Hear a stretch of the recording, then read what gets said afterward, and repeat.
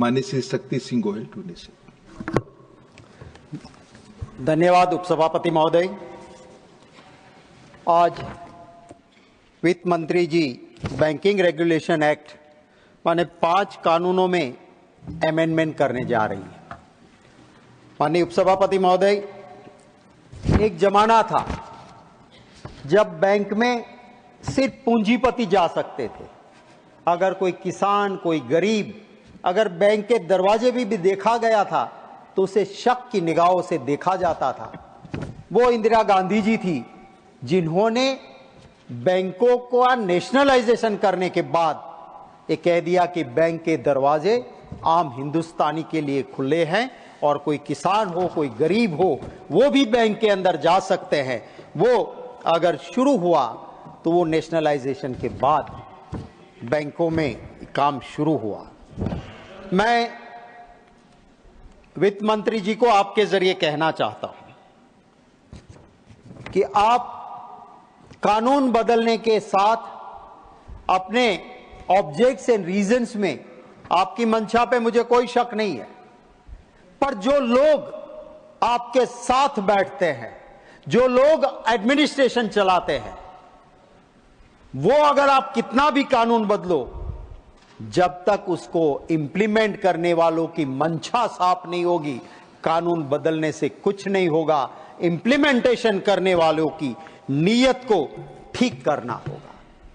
कानून बनता है संविधान से। संविधान का आर्टिकल 14 कहता है इक्वालिटी बिफोर लॉ, कानून सबके लिए समान होना चाहिए, ये हमारा संविधान कहता है।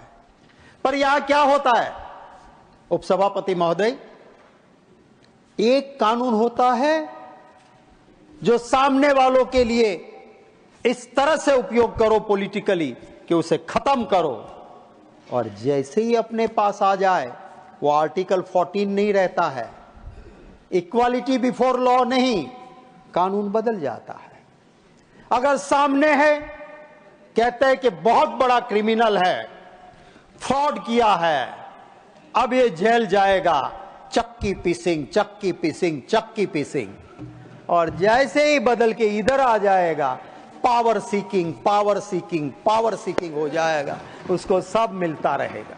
तो ये एक कानून अलग अलग नहीं होने चाहिए, कानून सबके लिए समान होना चाहिए। उपसभापति महोदय, इसी बिल के अंदर एक अमेंडमेंट आ रहा है। क्या आ रहा है अमेंडमेंट? कोऑपरेटिव बैंक्स के अंदर डायरेक्टर का टेन्योर 8 साल का है, जो इसी सरकार ने किया, कुछ ही वक्त पहले किया। पॉलिटिकल अपनी पावर बचाने के लिए पॉलिटिकल इक्वेशन के साथ कानून के साथ खिलवाड़ नहीं करनी चाहिए।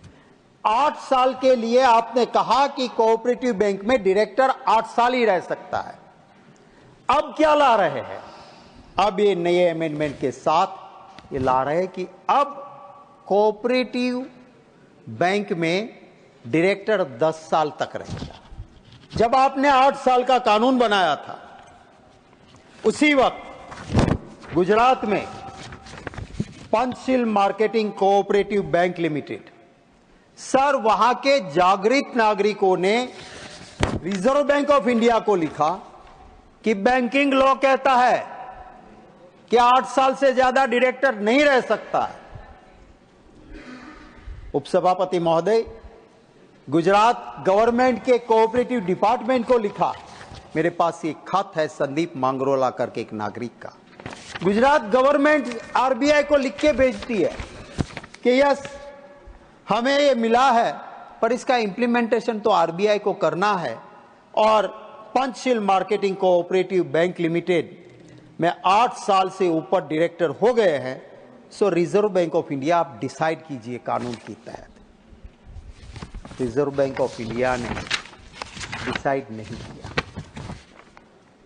इसने बार बार लिखा कि मैं ऐसे बहुत सारे कोऑपरेटिव्स के, शुगर के सारे डायरेक्टर 8 साल पार कर गए, मैं डिटेल दे रहा हूं, मुझे टाइम दो।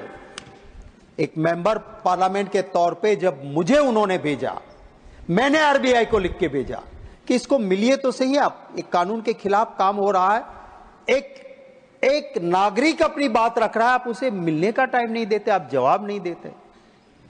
दुख है कि आरबीआई ने एक मेंबर पार्लियामेंट को भी जवाब नहीं दिया।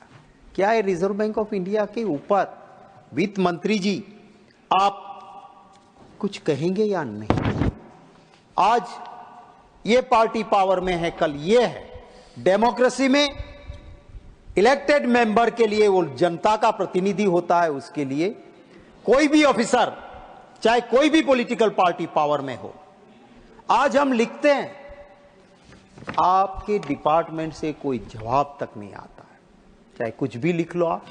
एक वक्त था, आज भी वो आपका यहां से गवर्नमेंट का किया हुआ सर्कुलर है कि इन स्टिपुलेटेड टाइम मेंबर पार्लियामेंट को जवाब देना चाहिए, प्रिलिमिनरी रिप्लाई इतने दिनों में और आखिरी रिप्लाई इतने दिनों में, इंटरिम रिप्लाई के बाद देना चाहिए। और फाइनेंस डिपार्टमेंट या रिजर्व बैंक ऑफ इंडिया बिल्कुल किसी को गिने ही नहीं। मैं मानता हूं कि इसके लिए जरूर वित्त मंत्री जी अपना डिपार्टमेंट को ठीक करेगी। मैं जो यहां पे कह रहे हैं कि किसी भी बैंक में 8 साल से ज्यादा डायरेक्टर नहीं रहना चाहिए, अब अमेंडमेंट आ रहा है 10 साल। मैं आपके जरिए वित्त मंत्री जी, मैं, क्योंकि कहा जाता है हमारे वहां चैरिटी बिगिंस फ्रॉम होम, अगर जिसको सहकार मंत्री आपने बना के रखा है, जिसके पास कोऑपरेटिव है, माननीय उपसभापति महोदय, मैं आपके जरिए जरूर कहूंगा कि कम से कम वो जिस बैंक में चेयरमैन रहे थे वहां तो कानून लागू होना चाहिए। अहमदाबाद डिस्ट्रिक्ट कोऑपरेटिव बैंक में अमित भाई शाह चेयरमैन रहे, आज उनके नियरेस्ट एंड डियरेस्ट है सारे लोग। 2006-7 से वो डायरेक्टर कंटिन्यू है वहां बैंक में, अहमदाबाद डिस्ट्रिक्ट कोऑपरेटिव बैंक में कोई चुनाव ही नहीं होता है। और क्यों कोर्ट में पेंडिंग है उपसभापति महोदय? क्योंकि 2 डायरेक्टर से एक गुट जो कोर्ट में पेंडिंग है, बड़े अनुभवी आदमी है। I am not criticising court, whatever the matter it's my right to say, and whatever is there, that's why I want to highlight the matter is sub judice. I am not going in the merits of the matter. What I want to say is it is the duty of the government to see, otherwise 2 लोग मिलके चले जाएंगे, तारीख पे तारीख पड़ती रहेगी और सरकार क्या देखती रहेगी। इसीलिए मैं कहता हूं कि it's the duty of the RBI कि पार्टी इंटरवीनर के तौर पे वहां जाए, पार्टी इंटरवीनर तौर पे सरकार उसमें हस्तक्षेप करे और 2 गुट मिलके 2006-7 से चुनाव नहीं होने देते हैं और मलाई खाते हैं। हटाइए उन डायरेक्टर को, आपका पावर्स है, आप उनको करिए, आप लगाइए उनको, आप एडमिनिस्ट्रेटर लगा सकते हो और एडमिनिस्ट्रेटर लगा के आई एम नॉट यील्डिंग। इनके बाद मैं आपको मौका देता हूं। आई am not yielding, he is not yielding. इनके बाद मैं आपको मौका देता हूं, बोले। तो मैं ये कहना चाहता हूं निकालना चाहिए कि ये जिस तरह से चल रहा है उसमें ये जरूरत है कि वहां पे एडमिनिस्ट्रेटर लगाया जाए और ऐसे डायरेक्टर्स को हटाया जाए जो आपके कानून के खिलाफ 2006-2007 से अप टू 2024 बैठे हैं।